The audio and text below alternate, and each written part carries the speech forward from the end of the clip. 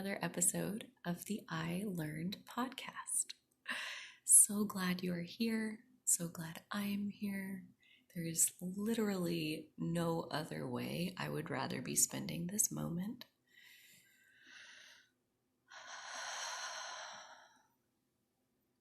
It's a beautiful day. It's a beautiful day of soaking up consciousness expanding information and repurposing it into a conversation on this episode. This is the second part of a 3-part series where I am watching and kind of reporting back on conversations on compassion, a conversation between Eckhart Tolle and Jim Doty.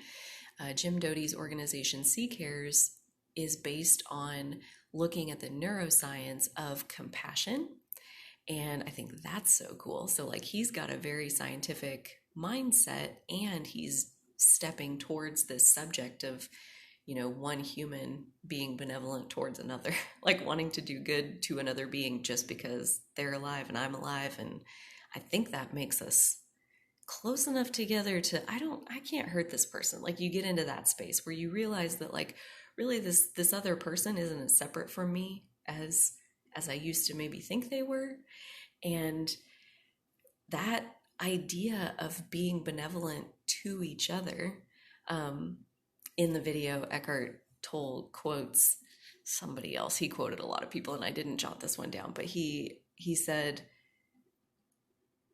the quote was basically, until you have reached that stage of benevolence toward your fellow creatures on this planet, you're not fully human.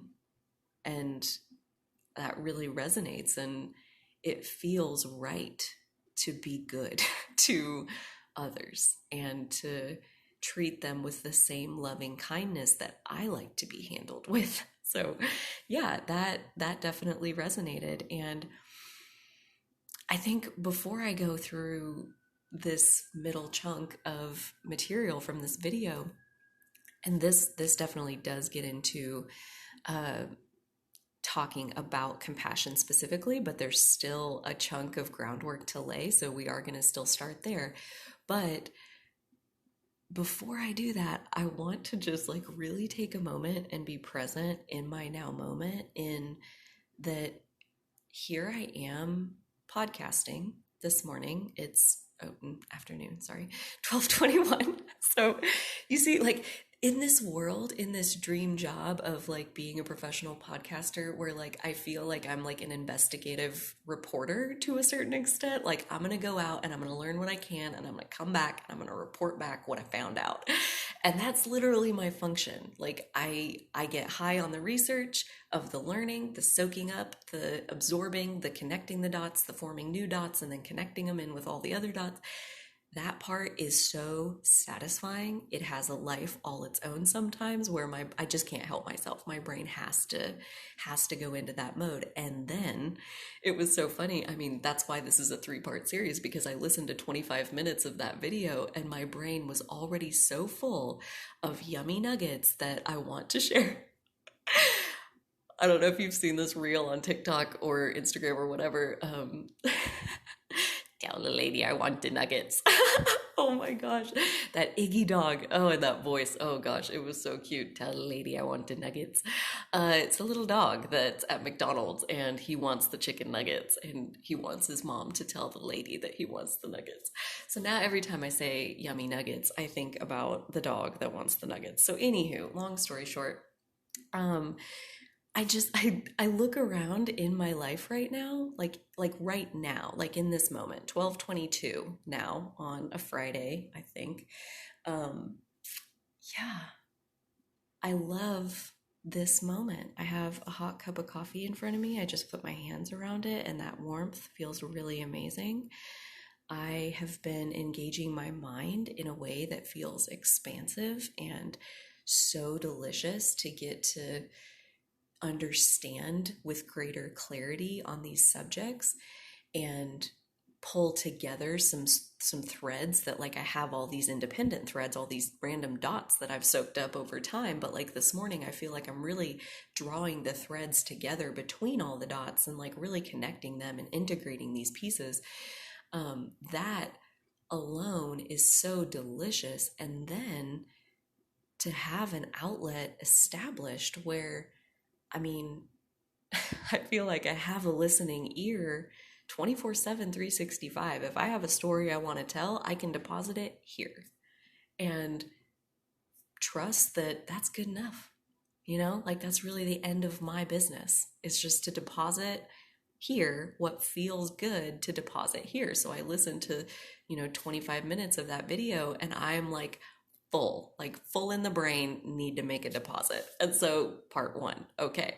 So then I go back and I get back into the video. It's so delicious. I mean, check it.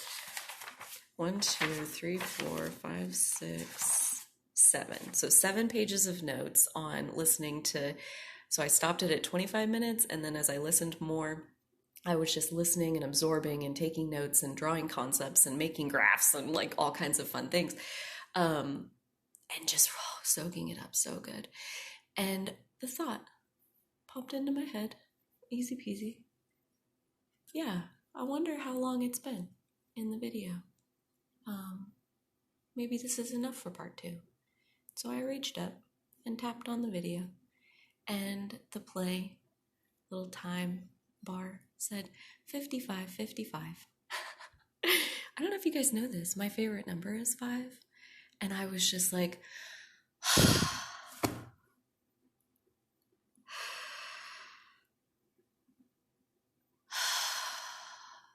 all is so well.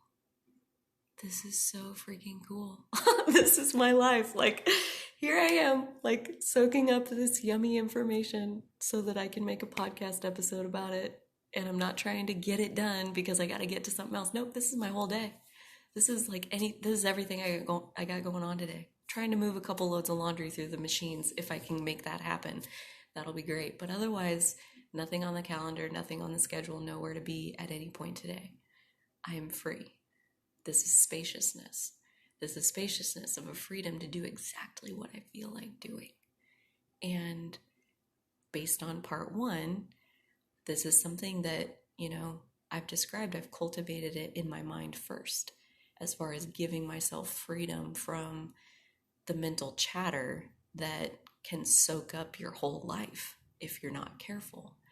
If you haven't listened to part 1, you definitely don't have to. This episode stands completely on its own like they all do, but there is an evolution. There's a foundation of understanding around awareness that, I've listened to 55 of the video, and he just started talking about actual compassion, because to practice compassion, you have to be able to see the sameness, like see yourself in this other thing, being, whatever. Like if it's another person, you have to see yourself in them. You have to realize that like, I'm a living being, they're a living being, we are same.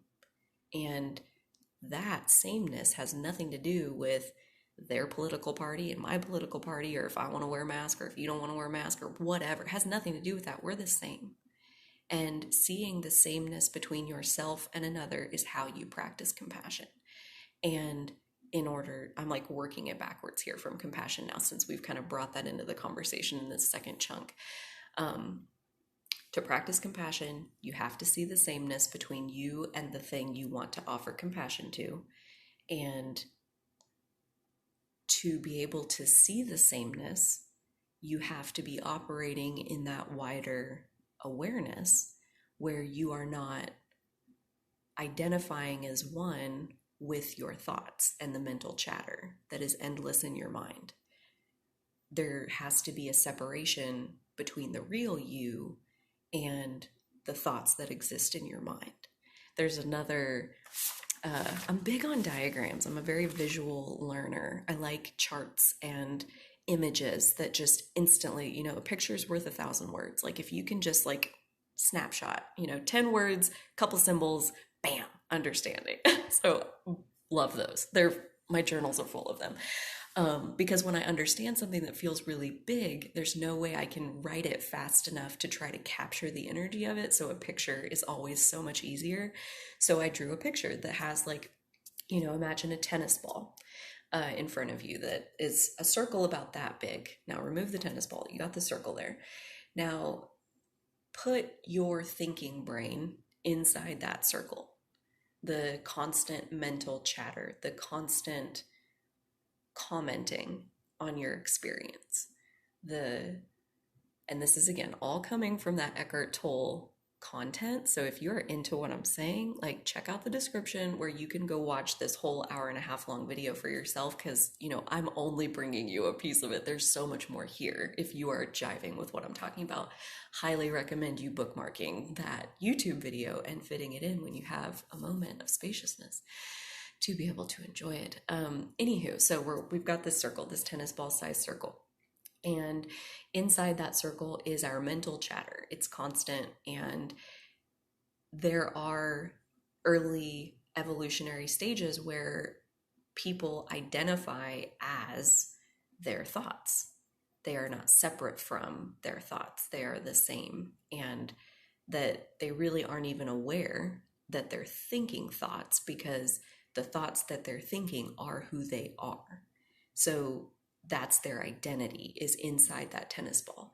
Now imagine a beach ball in front of you, and it is, magically encompassing this tennis ball. It's existing around the tennis ball. The tennis ball is just held inside the middle of this beach ball size circle. So now there's this bigger circle at play, and that is our higher self, or our true self, or our soul, or our inner being, our higher power, our full self, our whole soul. The wider part of who we are exists around our thinking minds. And in order to see the sameness between me and someone else, I have to be in that wider awareness, because the thinking mind's job is to label the stuff that's going on outside of me.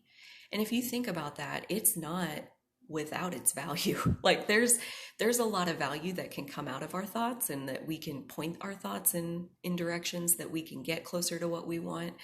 Also, if you're if you're looking out at the horizon and you see, like, a lion in the distance charging at you, you want your thinking brain to be constantly labeling what's happening in my experience, right? You want your thinking brain on the case. There's a lion, we should run, right? Like, that's just happening now. And your thinking brain is who is paying attention to your physical environment for your safety, for your own survival. There's a survival instinct in it to constantly label our environment. So, not to demonize what's going on inside the tennis ball, right? Like, we need that. It's there to help us, it serves us, but it isn't who we are. He asked, let's see. Yes, he's like, this is kind of a weird question, but what if I asked you, what does it feel like to be you? Not your life's history,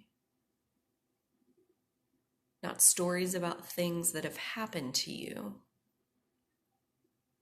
You exist inside of yourself.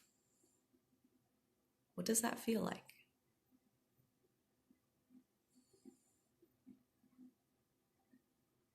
What does your inner world feel like?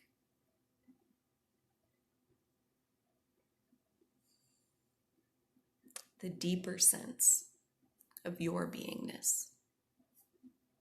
The beach ball sized awareness, the total awareness of who you really are. What does that feel like?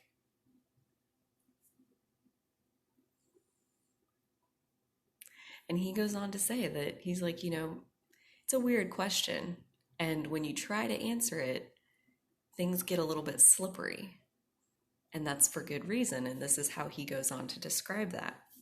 That basically, when you try to look for yourself so that you can label it and describe it, you realize that like that attention that you're looking for this answer, you're shining your beam of attention all around your brain, looking for this answer, shining your light around. And in doing that and not being able to really get around to be able to see what I am, you realize I am the light. I am the spotlight of attention. The attention is me. What exists inside my attention, that's who I am. And when you practice existing in the beach ball instead of the tennis ball, you're practicing seeing everything that comes in and out of your experience as it's an object in consciousness.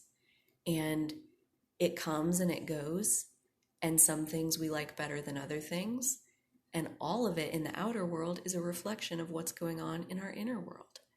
And again, going back to that idea of spaciousness in our lives and freedom for ourselves, so many of us want to free ourselves from the circumstances in our lives. And like we talked about in part 1, if you want to go back and listen to that, the spaciousness and freedom that is actually real is to step into the beach ball awareness, to get out of your thinking, labeling, conceptual mind where everything has to have a label.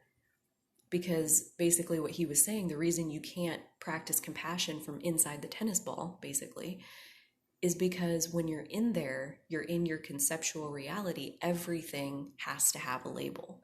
And when you're doing that, you're automatically separating that this thing is other than me.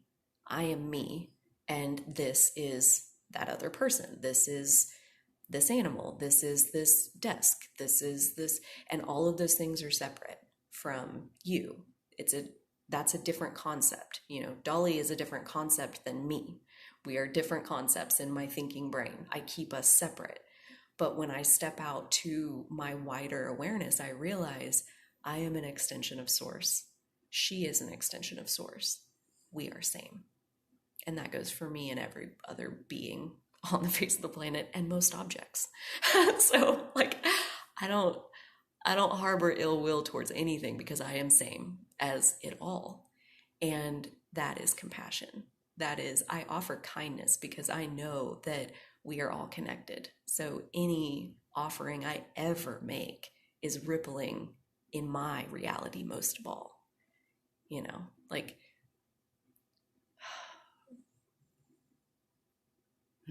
that's so delicious. Anyways, I also, as he really got into talking about objects and consciousness, I was reminded of Sam Harris, who records guided meditations, and he has YouTube videos. I'm sure he does much more than that, but I am a huge fan of his basic 8-minute guided meditation because he is not putting any kind of spin is the word I want to use, but like he's not filtering his beliefs into it at all. It is a simple practice of awareness, being aware of each thought rising in a space of consciousness, like observe the thought as it rises.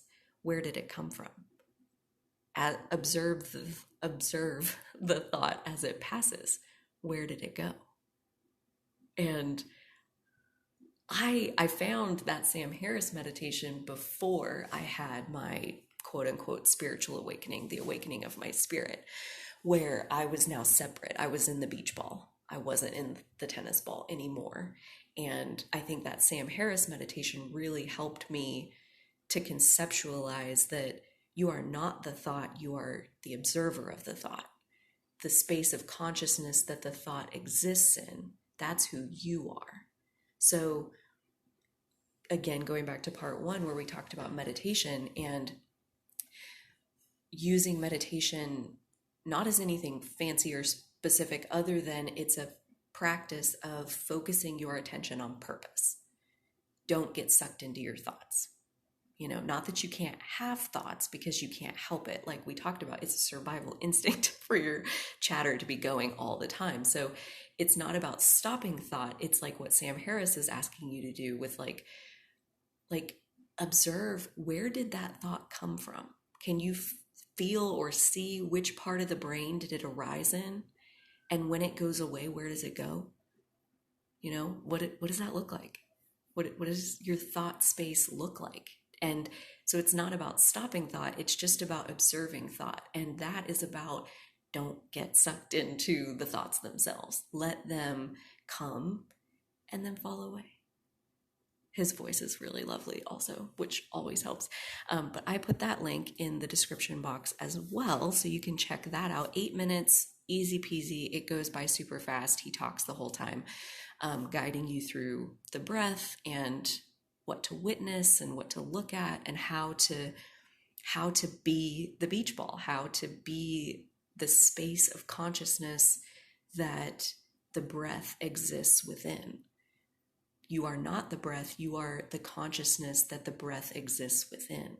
You are not the thought, you are the space of consciousness where the thought exists.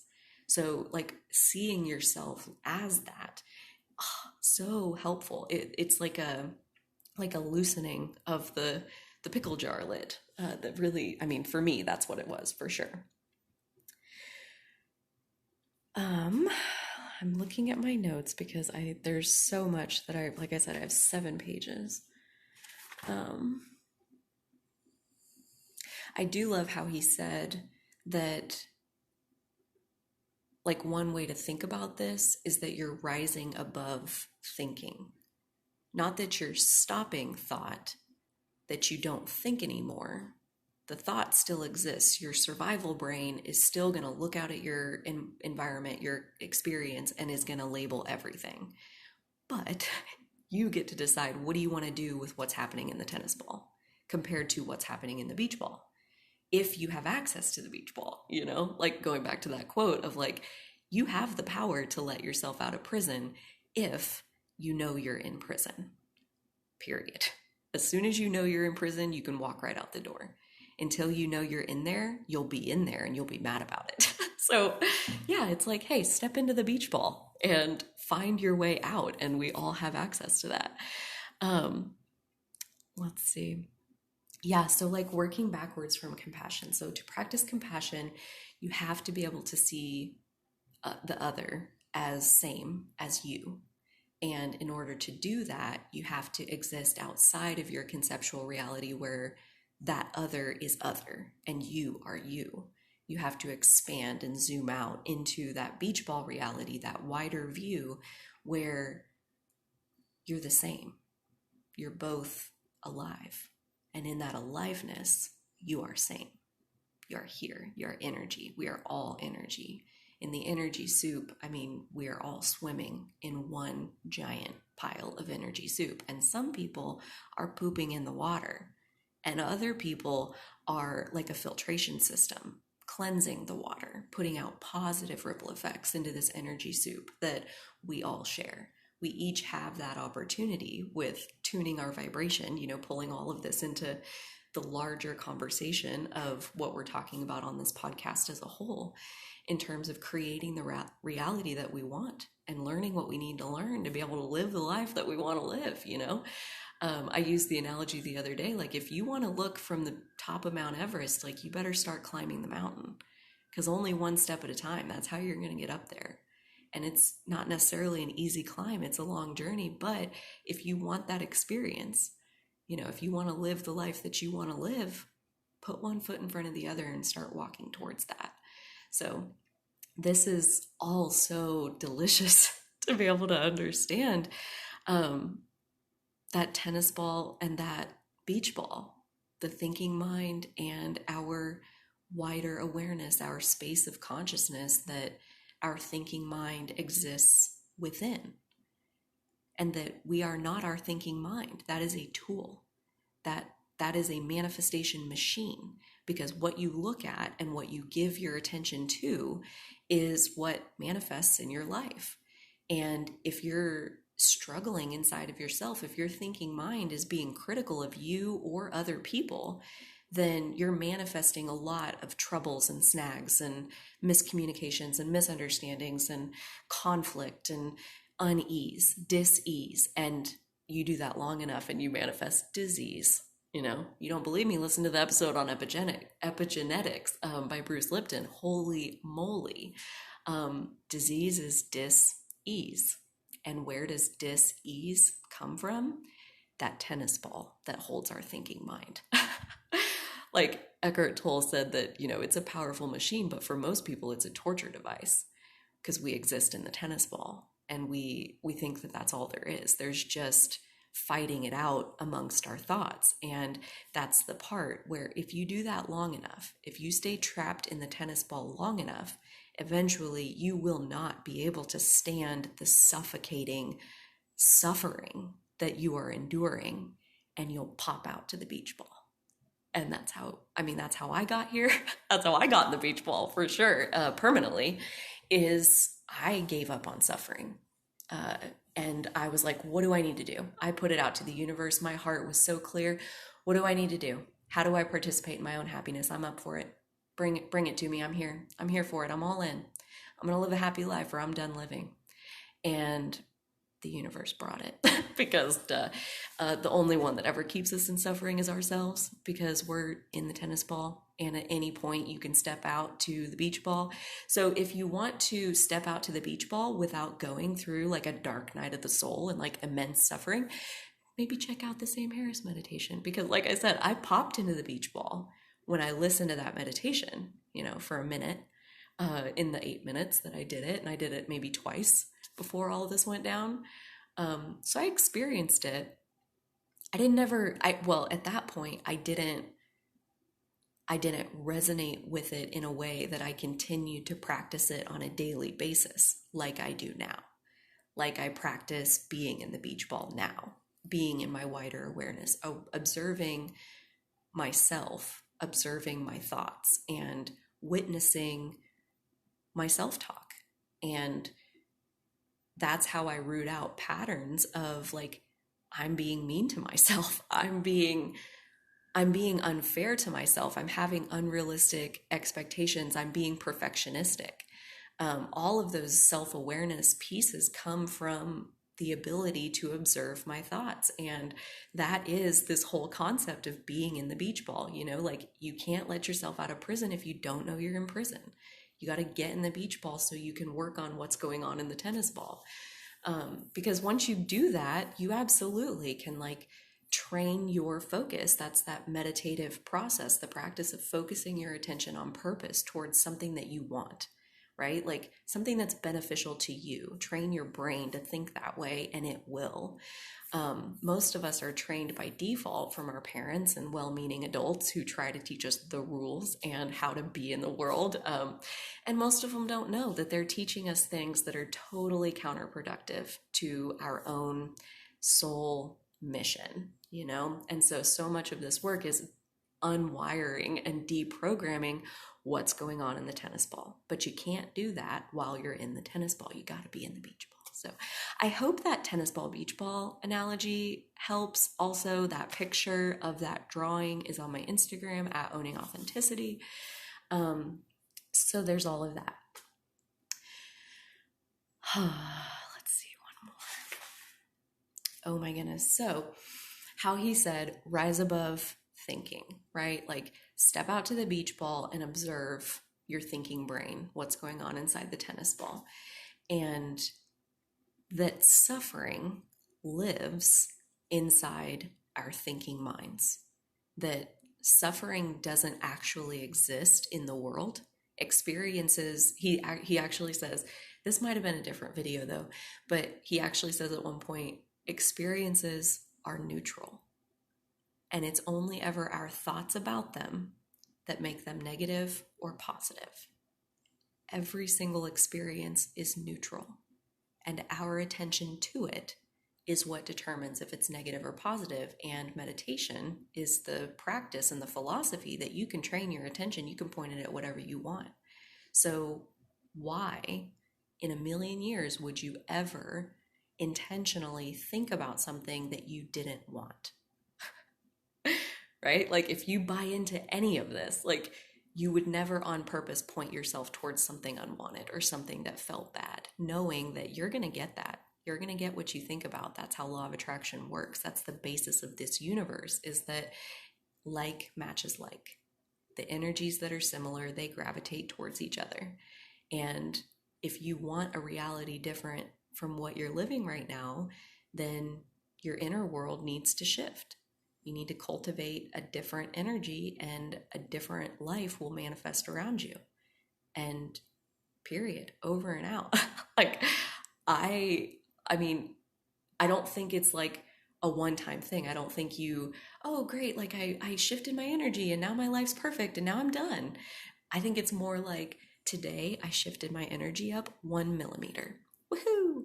And tomorrow I'm going to shift my energy up 1 millimeter. And tomorrow I'm going to shift my energy up 1 millimeter. And I'm going to do that for the rest of my life.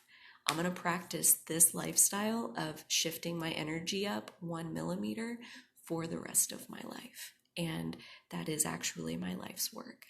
And I feel like basically what he's talking about, like being inside the beach ball, like being in that wider space of awareness where you're able to observe your thinking mind, that existing in that space is also kind of like my life's work, and rewiring and deprogramming my thinking brain into something that is a magical manifestation machine. That, like the thing about our thinking brain is that there's patterns. It's an average mix of thoughts. And if you really watch for a while, like a month or two, you notice you say the same things over and over again. You tell yourself the same things. Doesn't matter what the circumstance was, you say the same thing. Like he said, he's like, when I really started paying attention, I noticed I tell myself all the time, oh, that makes sense that bad thing happens to me, because bad things always happen to me.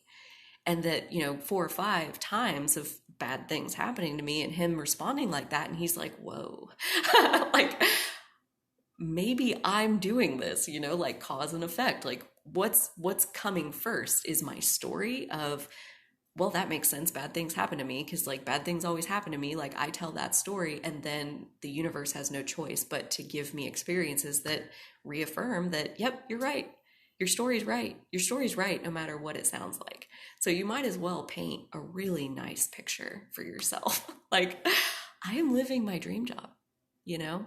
I am, and even before I was living my dream job, I would affirm, like, I am on my way to living my dream job. Every day I get closer to living my dream job. Every day I get closer to living my soul's purpose. And now these affirmations sound more like I am living my soul's purpose. By doing my healing work, by showing up in my morning ritual to raise my vibration by 1 millimeter. Like, that's what my soul came here to do. That, like, one little fragment of negative thinking that I can uninstall. If I get 1 or 2 fragments of negative thinking out of my tennis ball every week, I think I'm doing pretty good. Like rewiring what my thinking brain is doing on average.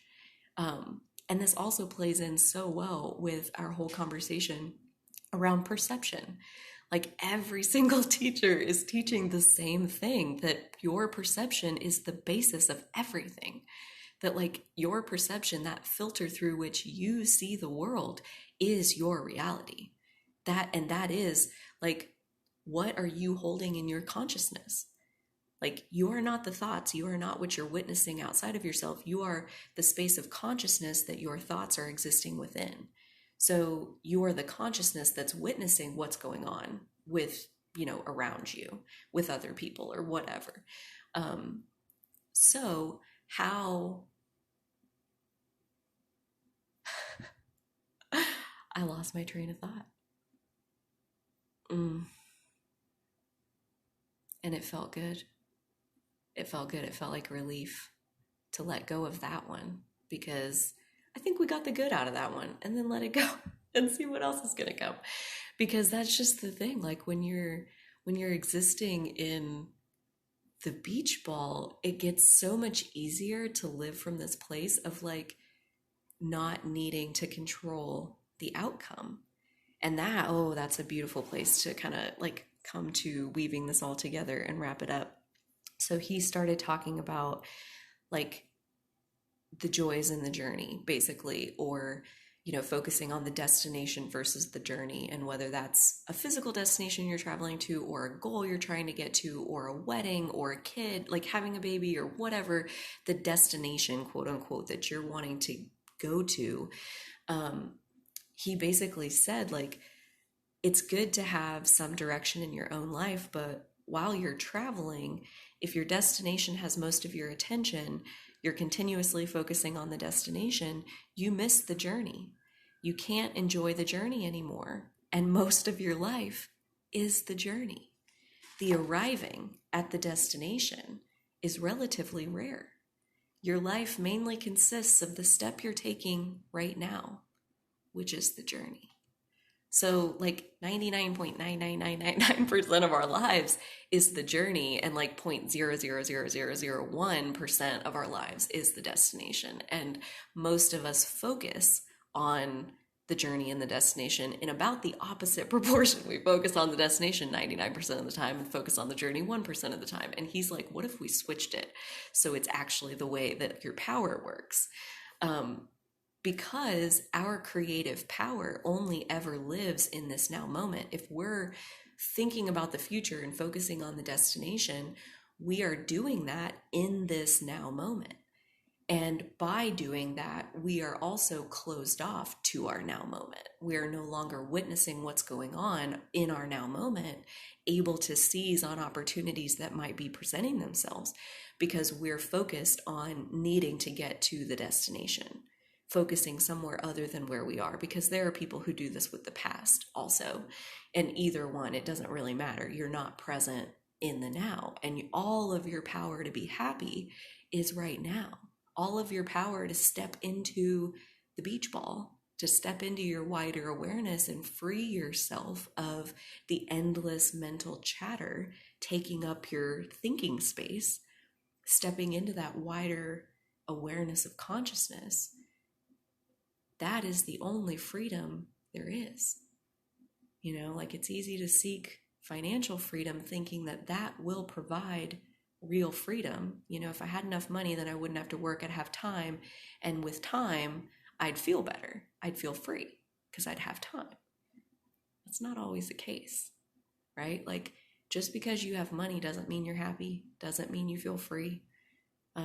Most people who have money are mostly worried about losing their money. So like, even them are not focusing in their now moment. They're not utilizing their power to the most. And so there's a lot of ways that we get sucked into the tennis ball.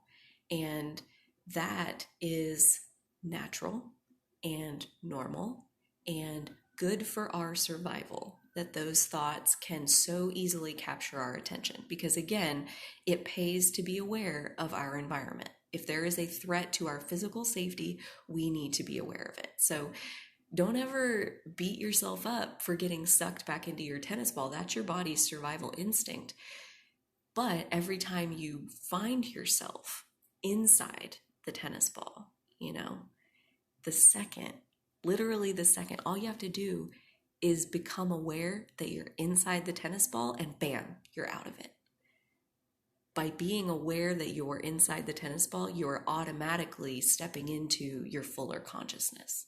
So all you really have to, you don't have to change anything. All you have to do is say, like, I see you, tennis ball. And because I can see you, I know that I'm not you. I know that I'm this bigger thing. I'm not these worrisome thoughts. I'm not these angry thoughts. I'm not these conflicted emotions. I'm not these confusing things that I wish I could get to the bottom of. I'm none of that. I'm the thing that's aware of all of that that's going on. And just because I'm aware of it doesn't mean it's not going on anymore, but I'm no longer under the wave. I'm riding on top of it. I'm witnessing this energy instead of being swept up in it. And there is absolute empowerment there. And like he said, that's where our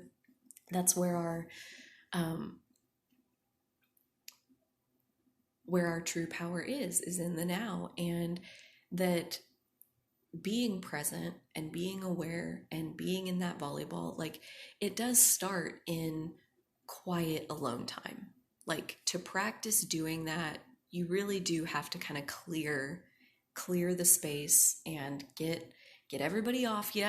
Like silence your notifications. Like you need to just kind of be with yourself for a second to be able to kind of tune into this, especially if you're newer to practicing being in being in the beach ball and observing the tennis ball.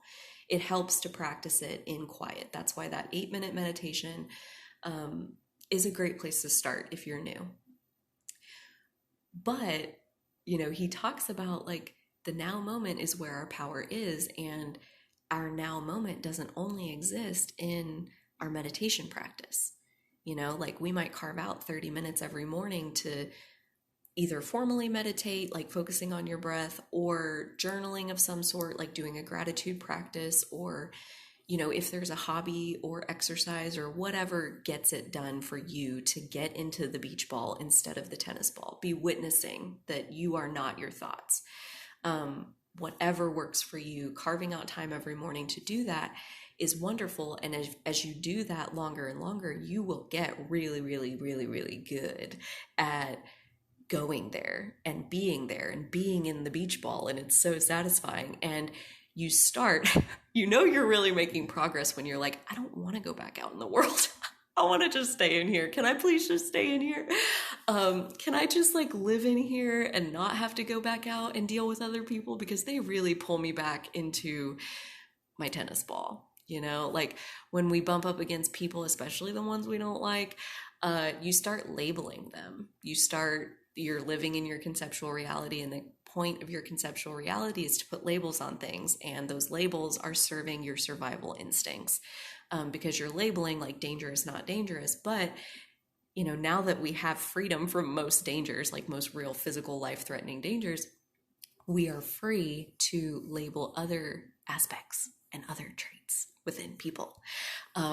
So we lots of people make a hobby out of just labeling other things. And, I try to make a hobby out of labeling myself. Like, let me observe what's going on in my tennis ball and do some labeling of those things, do some labeling of those patterns, and see how can I see the patterns of what's going on in my tennis ball reflected in the patterns of what's manifesting in my outer world? And let me make some correlations there, and let me see if there aren't some patterns in my tennis ball that I wouldn't like to remove, because I would be really grateful if that could stop manifesting in my outer world. So, you kind of work it backwards, work it from the inside out. And yeah, you're making progress when you are really, really happy in your little bubble. You've figured out how to get into a space that feels good. And now you have to go to work. It's time to go to work, or it's time to, go see your parents or whatever. It's time to make dinner for your kids, whatever it is, doesn't matter. And all of a sudden, you're back in your sourpuss mood. Check yourself. Are you back in your tennis ball? Are you back in your conceptual mind where you're labeling everything instead of detaching from labeling and seeing everything as basically a reflection of you, an extension of you, that you are same as everything that you're observing, that you are just the space of consciousness where all of this is rising and falling, and that what's going on in the tennis ball is having constant commentary on all of these things, and that you can direct what that thinking brain is focusing on. So my point is that getting really good at doing this in your own private practice is absolutely the first step. And you'll know you're ready for the next step when, like I said, you don't want to go out in the world because it feels so good to be in your little bubble. That's a good sign. And now it's time to integrate this spiritual practice of stepping into the beach ball, integrate it into your everyday life. And that's a process. That's the kind of process that I feel like That's my work of raising my vibration 1 millimeter every day. I integrate my spiritual practice into my everyday life a little bit more every single day. And he gave a really good example of like, what does that actually mean to like integrate? So he talked about metta meditation, which I have never heard of. But basically, metta, and META, metta meditation, is a loving kindness meditation. And I'm going to describe it because A, it sounded really yummy when he described it, and B, I'm definitely going to give it a try at some point. I'm probably going to go look for a YouTube video and see if I can find a guided one for this first time because it sounded amazing. It was like, first, you hold your awareness on yourself and you say, I want myself to be well and happy, or happy and well. And then you expand your awareness to your household and you say, I want my household to be happy and well. And then you expand your awareness to your neighborhood and you say, I want my neighborhood to be happy and well. And then you expand your awareness to your town and you say, I want my town to be happy and well. And then you expand your awareness to your state. And you say, I want my state to be happy and well. I don't know if you guys can feel this. It feels really good. And then you expand your awareness to your country. You say, I want my country to be happy and well. And then you expand your awareness to your continent. And you say, I want my continent to be happy and well. And then you expand your awareness to your hemisphere. And you say, I want my hemisphere to be happy and well. And then you expand your awareness to the entire planet. And you say, I want my planet to be happy and well. Then you expand your awareness to this solar system. All the planets and asteroids and comets and stars and the sun, our beautiful solar system existing within this galaxy. And you say, I want my galaxy to be happy and well. And then you expand your awareness to the entirety of this universe. And you say, I want my universe to be happy and well. And then you expand your awareness that you're existing inside this dimension of this universe. And you say, I want my dimension to be happy and well. And then you expand your awareness that there are lots of dimensions within this one universe. And you say, I want all my universe's dimensions to be happy and well. And then you expand your awareness to the multiple universes, the multiverse, all the dimensions, in all the universes, in all the galaxies far, far away. All the many planets supporting life throughout this beautiful multiverse. And you say, I want my multiverse to be alive and well.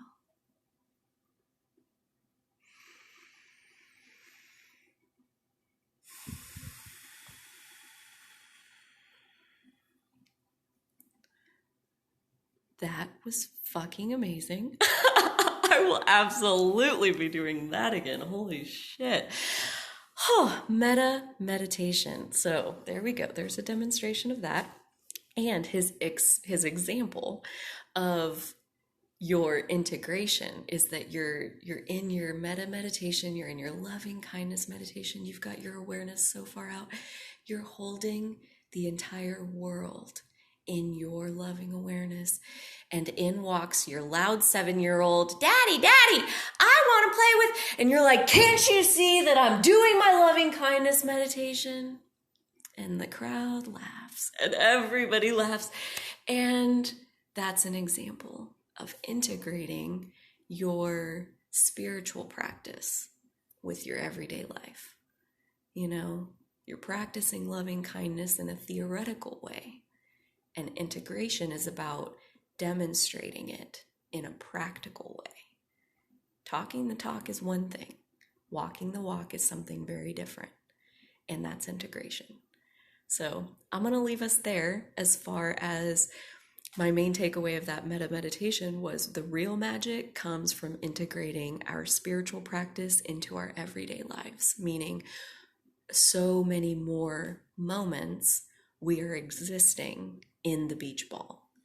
We spend almost no time. Eventually, this is where we hope to arrive, is that, you know, the tennis ball has less and less and less blind pull on us, where we're more aware of when we go inside the tennis ball, we have a tether back to our wider awareness that says, I'm only in the tennis ball to practice some new beliefs on purpose because I'm trying to raise my vibration 1 millimeter every day. I'm tuning my thoughts. I'm intentionally, mechanically working with what's going on inside my tennis ball. And I have this safety tether back to my wider awareness where I know it's safe to come in here and I'm not going to get sucked in. I'm inside my practice of not getting sucked in to what's going on inside the tennis ball. I'm existing in this wider awareness. And like I said, we have to get good at that when we're alone by ourselves first, and then you can start practicing it out into the world.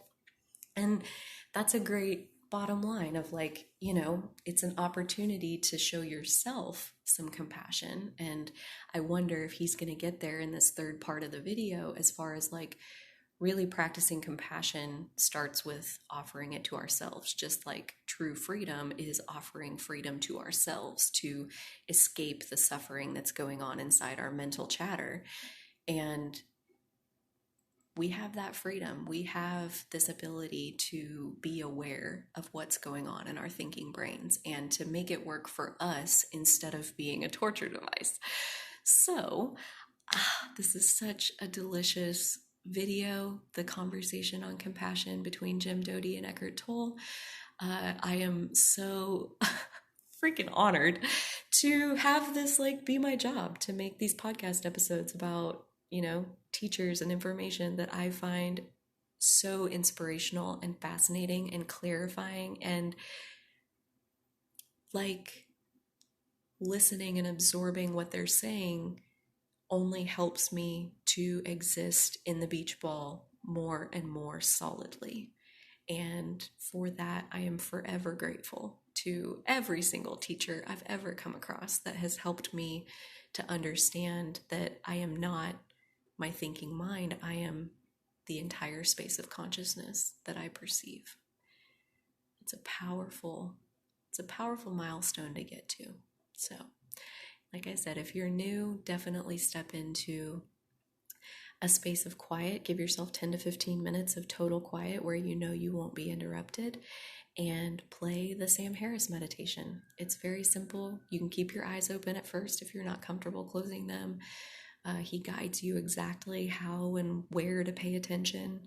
It's very simple. His voice is very soothing, very nice to listen to, and it goes by super quick. And, you know, if you want the view from the top of Mount Everest, you got to climb it one step at a time. And you got to start somewhere. And you got to carve out time, you know, to make one step at a time towards ultimately what you desire. And if what you desire is a peaceful, happy life, that only exists when we live in the beach ball instead of the tennis ball. So until next time, dear friends, I thank you for listening. You take really good care of yourselves. See if you can carve out even one moment of witnessing what's going on in your thinking mind, and celebrate that awareness. Celebrate that you're no longer trapped inside the prison of the tennis ball. You're aware that the tennis ball exists. You sometimes find yourself in there, and then you transition back into the beach ball. And that is all we can ever practice forever. You know, the better and better we get, it's still a practice of not getting sucked in to our thoughts. We are not our thoughts. We are the consciousness that is aware that we have thoughts. So you take such good care, and so will I.